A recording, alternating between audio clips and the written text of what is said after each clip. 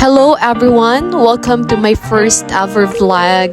Today, I'm taking you on a journey through the waves of my childhood memories. Napakasarap talagang balikan ang alaala ng ating mga kabataan. Actually, once in a year lamang ako nakakapunta dito sa dagat malapit sa amin. At sa pagbabalik ko, parang kahapon lang nung naglalaro kami ng mga pinsan ko rito. But here we are, taking lots of responsibilities in life, kaya bihira na rin ang mamasyal sa ganitong lugar. Growing up by the sea was a magical experience. Magical dahil dito kami palaging naglalaro ng aking mga pinsan at kapatid.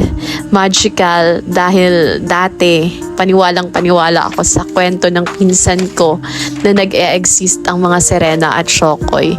At kapag umawit daw kami sa dagat is merong nakikinig na mga sirena.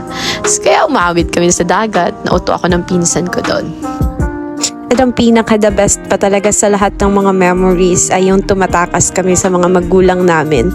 Then pagdating namin sa bahay, palo yung abot namin kay mama at kay papa. So for the iyak na lang ang mga person after nun.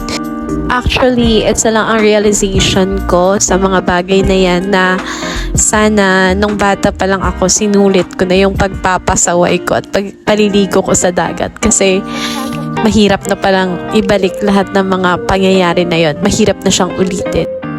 Kaya sa batang ako, dyan ka na lang. Marami na akong problema dito. Kaya sana sinulit ko na lang talaga yung buhay ko nung bata pa ako. At least, kung mapalo man ako dati ni mama, iiyak lang ako saglit. Pero ngayon, ang dami ng mga responsibilities na kailangan talagang gawin sa buhay.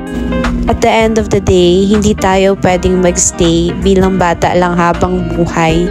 Dahil kung tutuusin, ang bawat cycle at ang bawat stage ng buhay natin ay may mga bagay na magagandang may offer sa atin at may kukwento natin sa iba. So, kinakailangan lang na i-enjoy ng bawat isa ang season na kung saan tayo.